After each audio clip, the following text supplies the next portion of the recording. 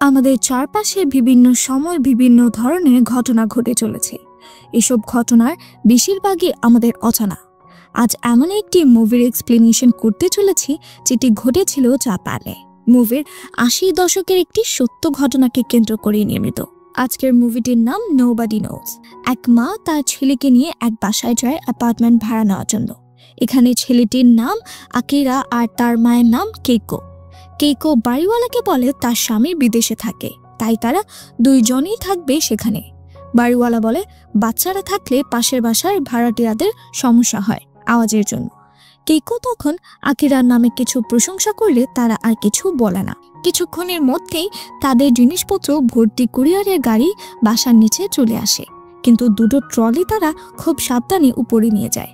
সবাই চলে যাওয়ার পর যখন ওই ট্রলি দুটো খোলা হয় তখন সেখান থেকে দুটো বাচ্চাকে বের হতে দেখা যায়। সন্ধ্যার দিকে কেইকো আরও একটি মেয়েকে নিয়ে আসে যে তার জন্য সেখানে অপেক্ষা করছিল। তার নাম কুয়াকো। তারা চারজনই ভাই বোন, কিন্তু মজার ব্যাপার হলো তাদের মা কেইকো হলেও তাদের বাবা ভিন্ন ভিন্ন মানুষ। রাতে তারা খাবার টেবিলে বসে ডিনার করছিল। তখন কেইকো তাদেরকে বোঝাচ্ছিল যেন তারা চিল্লাচিল্লি না করে।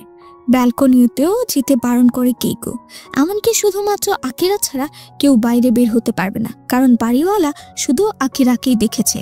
কেইকো কাজের জন্য বাইরে চলে যায়। সে বলে তার ফিরতে দেরি হবে। তখন বাসার সব দায়িত্ব এসে পড়ে আকিরার উপর। কেইকো বেরিয়ে যাবার পর বাচ্চারা তাদের ঘর গোছাতে শুরু করে।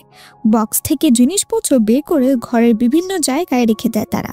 কেইকোর আবার বই আর পিয়ানোর শখ রয়েছে। তার কাছে লাল রঙের একটি ছোট্ট পিয়ানো আছে। আকিরা মার্কেটের উদ্দেশ্যে রওনা দিয়েছিল। ঠিক এমন সময় ইউকি পেছন থেকে তার জন্য চকোজ আনতে বলে, কিন্তু আকিরার কাছে বেশি টাকা ছিল না, তাই প্রয়োজনীয় জিনিস কিনে সে আবার বাসায় ফিরে আসে। আকিরা সবজি ধুয়ে কাটতে থাকে। রান্না শুরু করলে কোকো জেগেছিল।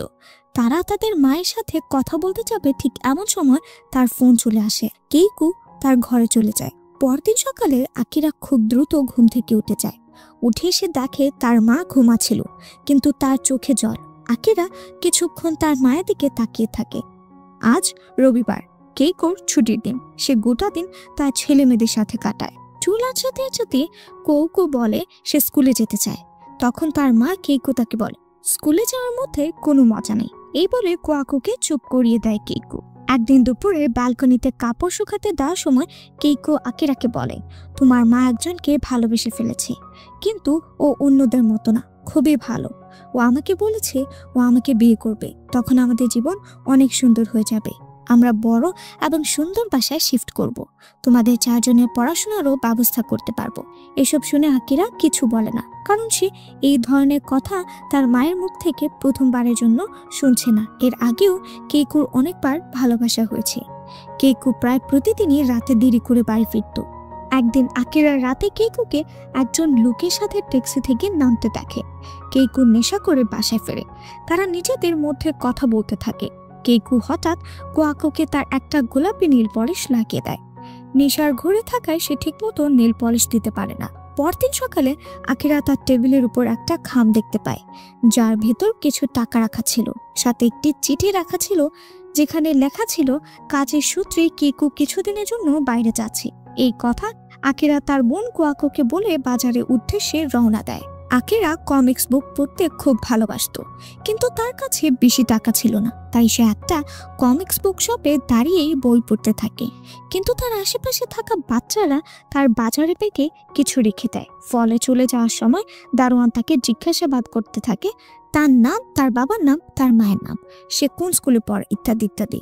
কিন্তু কিছুক্ষণ পর ওই দোকানের এক কর্মী দারোয়ানকে বলে সে কয়েকটা বাচ্চাকে এমন করতে দেখেছে, এতে ওর কোনো দোষ নেই। এই শুনে সে আকিরাকে ছেড়ে দেয়। বাড়ি ফিরে আকিরা আর কোয়াকো আজকের খরচের হিসাব করছে।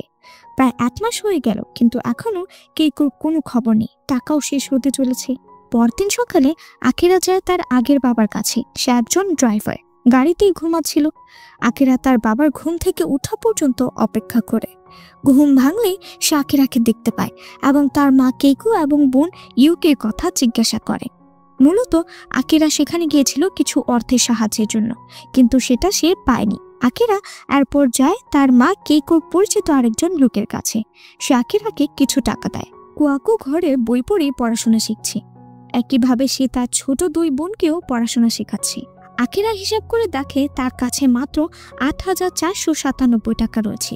কেইকো কবে আসবে তা সে জানত না। সামনের মাসে কার থেকে সাহায্য চাইবে এই নিয়ে চিন্তা করছিল। কিন্তু ঠিক এমন সময় কেইকো বাসায় ফেরে। আকিরা তার মাকে জিজ্ঞেস করে যে সে 1 মাস ধরে কোথায় ছিল, কেন আসতে দেরি হলো। তখন কেইকো বলে সে কাজের জন্য ওসাকা গিয়েছিল, তাই দেরি হয়েছে। এ কথা শুনে সে আর কিছু বলে না। পুরো দিন বাচ্চাদের সাথে কাটানোর পর ওই দিন সন্ধ্যাতে কাইকো আবার চলে যাওয়ার জন্য ব্যাগ গোছাতে থাকে। সে বলে সে ক্রিসমাসের আগে ফিরে আসবে এবং তাদের সাথে একসাথে নিউ ইয়ার পালন করবে। আকিরা তাকে স্টেশন পর্যন্ত পৌঁছে দেয়। যাওয়ার সময় আকিরা তার মা কেইকোকে বলে সে তার বয়ফ্রেন্ডকে তাদের 4 জনের কথা বলেছে কিনা। কিছুক্ষণ চুপ থাকার পর কেইকো বলে আমি বলে দেব, এত ব্যস্ত হওয়ার কি আছে। স্টেশনে তারা ট্রেনের জন্য অপেক্ষা করছিল। আকিরা বলে আমাদের কবে স্কুলে ভর্তি করাবে। কেইকো বলে স্কুলে কে যায়, বড় বড় মানুষেরা কখনো স্কুলে যায়নি, কোনো দরকার নেই স্কুলে যাওয়ার। আকিরা তখন বলে তুমি খুব স্বার্থপর, আমাদের রেখে তুমি অনেক দিনের জন্য চলে যাও। এই কথা শুনে কেইকো বলে সবচেয়ে বড় স্বার্থপর তো তোমার বাবা, সে আমাদের কোনো খোঁজ নেন, আমার কি ভালোভাবে বাঁচার অধিকার নেই। কেইকো আরো বলে সে এবার সময় মতো টাকা পাঠিয়ে দেবে। এসব বলতে বলতেই ট্রেন চলে আসে। কেইকো চলে যায় আর আকিরা বাসায় ফিরে আসে। তারা 4 জন খুব নিঃসঙ্গ জীবনযাপন করছিল। নেই মা নেই বাবা, বিশেষ করে কুয়াকো আর আকিরা যেন সময় কাটতই না। এভাবে দেখতে দেখতে ক্রিসমাসের দিন চলে আসে। আকিরা প্রচুর ঠান্ডার মধ্যে এক কেকের দোকানের সামনে দাঁড়িয়ে আছে, কারণ সে কেকের দাম কমার জন্য অপেক্ষা করছিল। তার বোনদের জন্য সে একটা কেক নিতে চায়। পরদিন সকালে আকিরা একটা চিঠি পায়, যা তার মায়ের নামে কাওয়াসাকি নামক জায়গা থেকে এসেছে। চিঠিতে দেওয়া নাম্বারে আকিরা কল করে। ফোনের বিপরীত পাশ থেকে জানানো হয় তার নাম ইয়ামাদোসো, কিন্তু আকিরা ওই কণ্ঠস্বর চিনতে পারে। ওটা তার মা কেইকোর গলা। গলা শুনে কিছুক্ষণ চুপ থেকে আকিরা ফোন রেখে দেয়। পরদিন সকালে আকিরা ওই কমিক্স বুক শপের কর্মচারীর কাছে যায় যে তাকে একদিন বাঁচিয়েছিল। আকিরা তাকে দিয়ে 4টি পোস্ট কার্ড লেখায় তাদের 4 জনের নামে। বাসায় ফিরে নাম অনুযায়ী সবাইকে আকিরা কার্ড দেয় এবং বলে নতুন বছর উপলক্ষে মা টাকা পাঠিয়েছে, ওই টাকা দিয়ে কে কি কিনবে তা ঠিক করে নেয়। জানুয়ারি মাসে ইউকির জন্মদিন। আজ কেন জানি সে বারবার বলছে মায়ের সাথে দেখা করতে সে স্টেশন যাবে। কুয়াকো তাকে বোঝানোর চেষ্টা করে, কিন্তু সে খুব জিদ করতে থাকে। তখন আকিরা তাকে সুন্দর করে সাজিয়ে গুছিয়ে বাইরে ঘুরতে নিয়ে যায়। ইউকির জন্য আজকের দিন খুবই আনন্দের, কারণ 5 বছরে সে এই প্রথমবার বাইরে বের হলো, বাইরের দুনিয়া দেখতে পেল। বয়স মাত্র 12 হলেও দায়িত্বের ভারে আকিরা অনেক বড় হয়ে গেছে। রাস্তায় প্রতিদিন সে তার বয়সী অনেক স্কুল ড্রেস পরিহিত ছেলে মেয়েদের দেখতে পায়। সে তাদের সাথে কথা বলতে চায়, খেলতে চায়। এমনভাবে 2 জন বন্ধুও হয়। সে সারাদিন তাদের সাথে ঘোরাফেরা করতে থাকে। বাসার বিদ্যুৎ বিল এবং অন্যান্য আনুষঙ্গিক কাজের টাকা সে তাদের পেছনে খরচ করতে শুরু করে। কিন্তু যখন আকিরার টাকা শেষ হয়ে যায়, তখন তাদের বন্ধুত্ব শেষ হয়ে যায়। আকিরা তখন বুঝতে পারে তারা তার প্রকৃত বন্ধু নয়। আকিরা তার 2 বন্ধুর স্কুল ছুটি হওয়া পর্যন্ত তাদের স্কুলের সামনে গিয়ে দাঁড়িয়ে থাকে, কিন্তু তার 2 জন আকিরাকে দেখেও না দেখার ভান করে পাশ কাটিয়ে চলে যায়। ঠিক তখনই আকিরার সাথে সাকির দেখা হয়। সেও ওই স্কুলেই পড়তো। আকিরা বাসায় ফিরে এলে তার ছোট বোন তার গেঞ্জি ধরে টান দেয় এবং তা থেকে করুণ দৃষ্টি তাকিয়ে বলে তার ক্ষুধা লেগেছে। আকিরা তখন তাকে বাঁচানো সেই কমিক্স বুক শপের কর্মচারীর কাছে যায় কাজ চাইতে, কিন্তু আকিরার কাজ করার বয়স না হয় তাকে কাজ দেওয়া হয় না। বাসায় ফিরে সে আকিরা ড্রয়ার থেকে সব টাকা বের করে গুনতে থাকে। ঠিক এমন সময় সেখানে কুয়াকো আসে এবং সে সেদিনের ওই পোস্ট কার্ডের মাধ্যমে দেওয়া টাকা আকিরাকে ফেরত দেয়, কারণ সে বুঝতে পেরেছিল যে ওই টাকা তাদের মা পাঠায়নি। চিঠির হাতের লেখা দেখে সে বুঝতে পারে সেটা তার মায়ের নয়। আকিরা তাদের সবাইকে বাইরে ঘুরতে নিয়ে যায়। তারা বাইরে গিয়ে খুব মজা পায়, খাওয়া দাওয়া করে, সকাল থেকে দুপুর পর্যন্ত পার্কে খেলাধুলা করে, কিন্তু সমস্যা তাদের পিছু ছাড়ে না। তারা বাড়ি ফিরে দেখে বিদ্যুৎ আর পানির লাইনের বকেয়া বিল না দেওয়ায় কানেকশন কেটে দেওয়া হয়েছে। এর ফলে পরদিন থেকে তারা সবাই ওই পার্কে পানি নিতে, গোসল করতে ও কাপড় কাচতে যাওয়া শুরু করে। সেখানে তাদের সাথে আবার সাকির দেখা হয়। সে তাদের সাথে মিশে গিয়েছিল। আকিরাদের বাসায় সাকির যাওয়া আসা চলত। সমবয়সী হওয়ায় তাদের মধ্যে একটা ভালোবাসা কাজ করতে শুরু করে। তার প্রতিদিনই দেখা করত। একদিন সাকি আকিরাকে জিজ্ঞেস করে, তোমার মা কবে ফিরবে? উত্তরে আকিরা বলে, কখনোই না। বেচারা ইউকি সারাদিন মনমরা হয়ে থাকতো।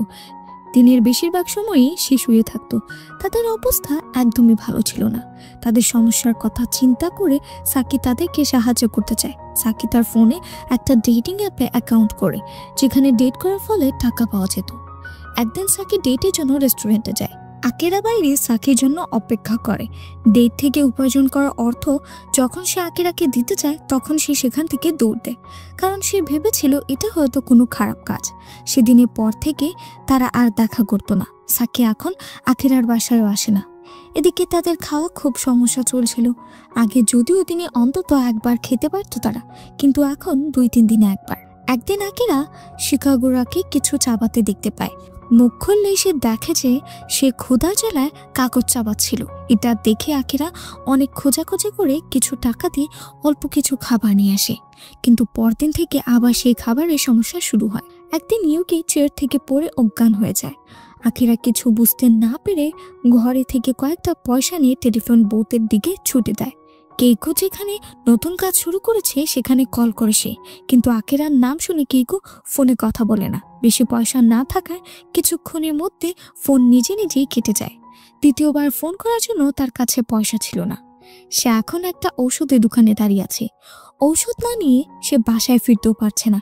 কিন্তু প্রথমবারের মতো আকিরা চুরি করে, কিন্তু পরের দিন ঘটে সেই হৃদয় বিদারক ঘটনা।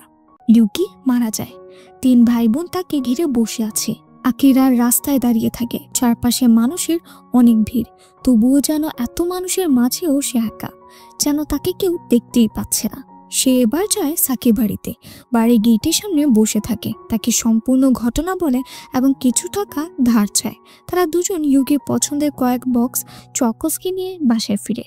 সাকিও যায় আকিরার সাথে।